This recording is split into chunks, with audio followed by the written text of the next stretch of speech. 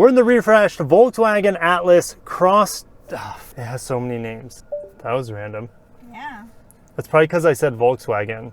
Oh, so that's its I triggered it. Refresh 2024 Volkswagen Atlas Cross Sport. This is the SEL Premium R-Line 4Motion.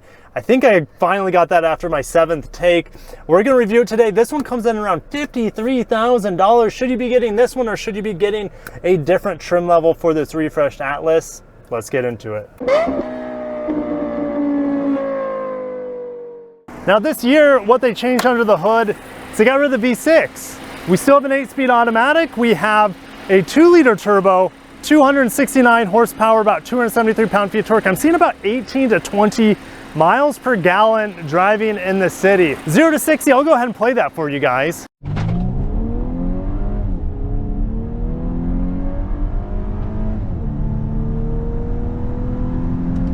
0 to 60 in 7.58. I was expecting around 7.5 seconds, so there you have it. Cass, if you can come in close, you can see that this was maybe originally designed for a V6 because look at all this engine bay space here and the 4-cylinder is just like this dinky little 2-liter on the inside. Let's close this down. Okay, the front end. Now this model has the illuminated Volkswagen grille, which you can't appreciate during the day, but at night I think it looks amazing. We also have a 360 camera on this. We have the upgraded IQ lights here, which look pretty darn good. I think, you know, it looks very masculine on the front, and when we start driving, a lot of those characteristics are evident, I think. Now there's a lot of chrome on the outside, even though we have black bezels for an R-Line, you know, with the little R on the grille. I thought maybe we get a little bit more blacked out features here. So we come around to the side. This SEL Premium with the R-Line has 21-inch wheels. Will that affect ride quality? We'll talk about that when we start driving it. It says Cross Sport right in this little ornamentation here on the side. Then we also have silver roof rails on this SEL Premium, which for the R-Line, I would like for that to be black. Let me know what you guys think down below, as well as the window surrounds are kind of chromed out, as well as, like I said, that badge on this side. So the R-Line would have liked to see that have that black ornamentation, and maybe paint matched wheel arches would have been nice, and blacked out running strip on the bottom. But you know, those are just personal preferences. Cass, what do you think of the design of this Atlas? I like it. You like it? Yeah, I like the color. Yeah, it's called Pure Gray. Pure gray. I like the color. I like nice. the look of it. It looks like it's big old. You know, I'm harping on the small trimmings of the vehicle. I still like how it looks. I think it looks cool. And this kind of coupe-like crossover. It looks kind of like an Audi. The Q8 that we saw earlier today that had similar taillights. So let's get on the back. Speaking of the taillights, this is what they did with the refresh on the back here. I believe this chrome strip here is at the bottom is about the same compared to the 2023 model, but now we have this big light bar across. Not all of it is illuminated. It's really just like this middle portion, which looks a lot like an Audi, but I honestly preferred the separation of the taillights in the back. They went full on Geordi from Star Trek visor, or RoboCop back here. We do have a full-size hitch receiver, which is 5,000 pounds of towing capacity, which is quite impressive. What looks to be quad exhaust, and was impressive for me also when I reviewed the Volkswagen Taos, that had fake exhaust tips too. I'm gonna show you guys something real quick. This is also a fake exhaust, but man, Volkswagen knows how to make fake exhaust look good.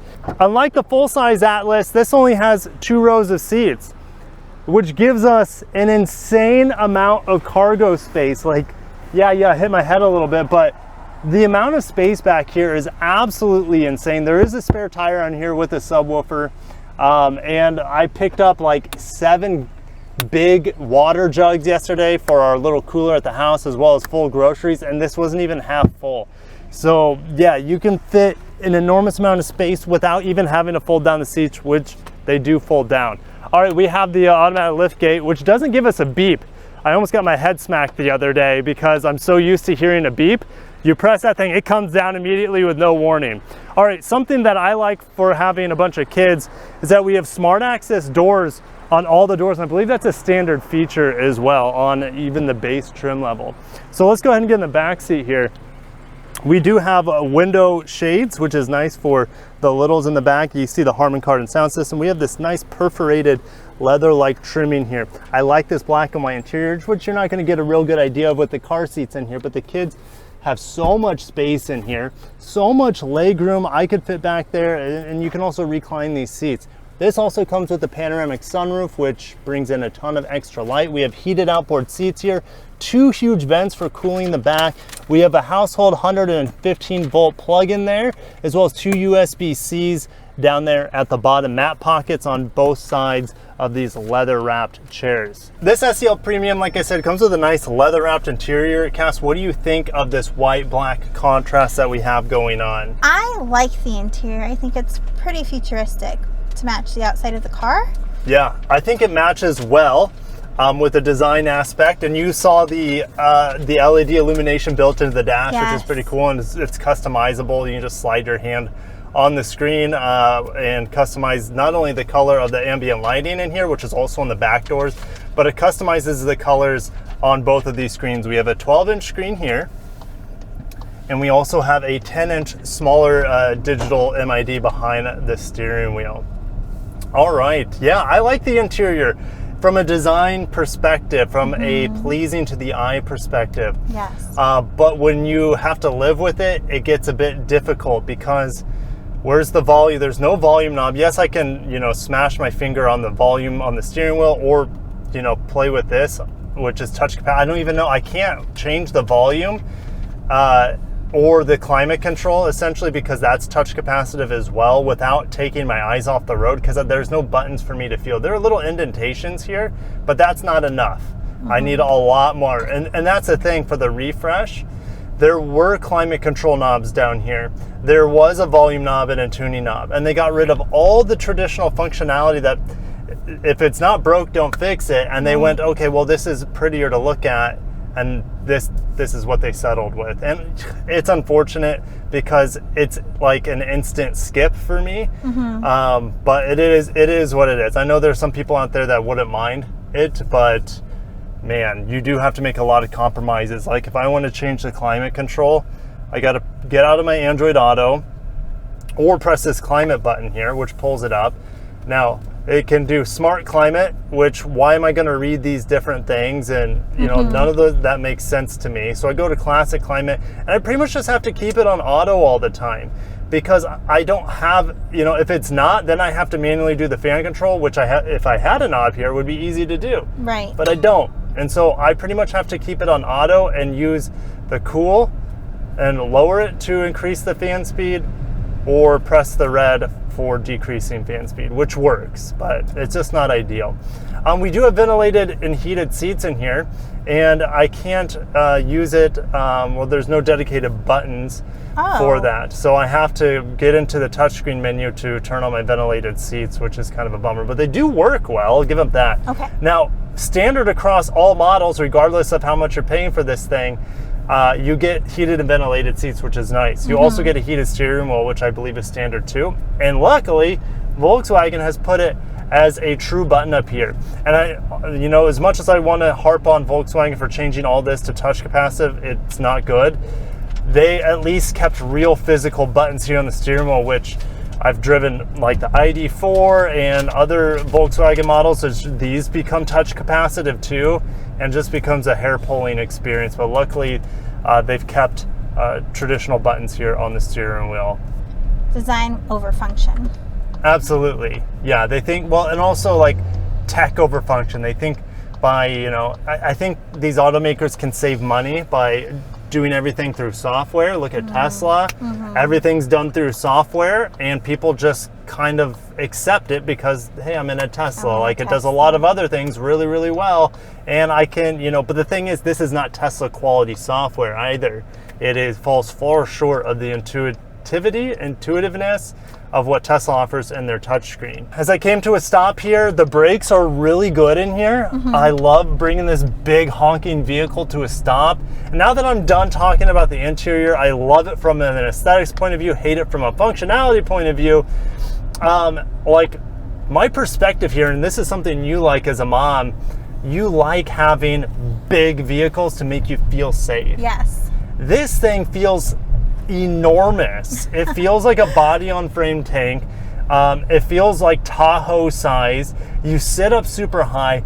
The trunk, or should I say the hood up front, looks huge. I feel like I'm in a battering ram, and that's maybe a good thing for moms out there that want to feel safe or just destroy other people on the roads.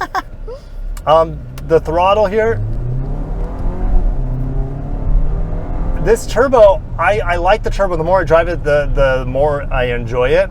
There's been a couple of hiccups where, you know, I'm expecting it to downshift and pick a gear and go, but that only happened once or twice. For the most part, it is very responsive. Just with a half press of the pedal, it downshifts and goes. The engine is built in Mexico. The car is built, I think it's in Tennessee, and then the transmission is from Aishin and Japan, which supplies a lot of Toyota and Volvo transmissions. So this transmission kind of feels familiar to me, and the more I drive it, the more comfortable I am with this turbo with 8-speed automatic. So I think it's adequate for the market. You know, it's quick enough 0 to 60, absolutely, even with this slightly heavier 4Motion all-wheel drive.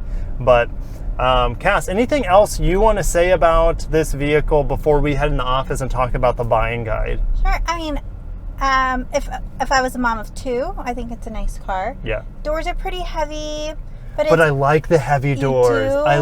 To me, it means well built. Oh. The door handles feel super solid too. Mm-hmm. It doesn't feel like you could pull in those things with all your might and they're not going to break off, sort of thing. Like the doors feel like the vehicle feels really well built to me. Yeah. Yeah. I like the look of it. I like that it looks like it's really fancy. Yeah. You know? It does. I'm a sucker for that. It looks German luxury. Yeah. And that's, you know, why would you buy an Audi unless you just want to have that badge? Because to me it looks like an Audi. Right. It drives a lot like an Audi.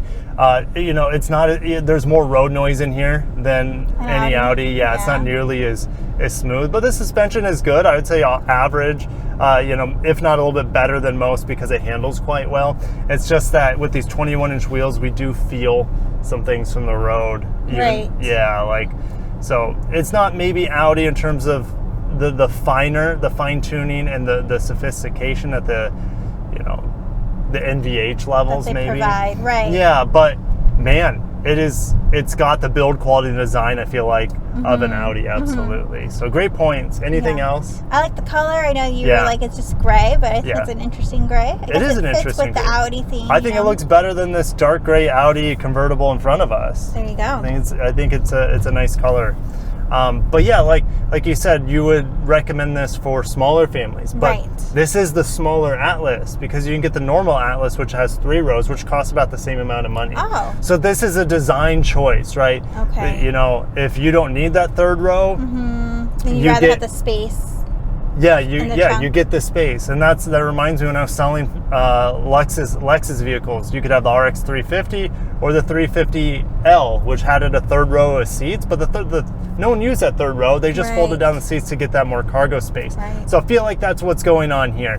You get this vehicle for the design of it, because it has that kind of cool coupe-like crossover looking design, which most coupe-like crossovers both of us don't like. No. Volkswagen's nailed it here. Yes. And then they also give you like a whale's mouth for cargo capacity in the back. There you go. Yeah.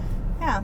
All right, let's head to the office and talk about if you should buy this one or save a big chunk of change. Awesome. All right, let's build our Atlas Sport. The images aren't loading, so that's going to make it a little bit more difficult here. Let's see if I zoom out. There we go. If I zoom out, I start to get the packages just a little bit, but it's not even finishing that. So anyways, long story short, do not get the SEL or SEL Premium. Yes, they have nicer features like head-up display, panel roof, bigger wheels. Like, no, the SE is the way to go. You get heated and ventilated seats. You get a heated steering wheel. You still get the 12-inch center display. You don't get cloth. You actually get VTEX leatherette.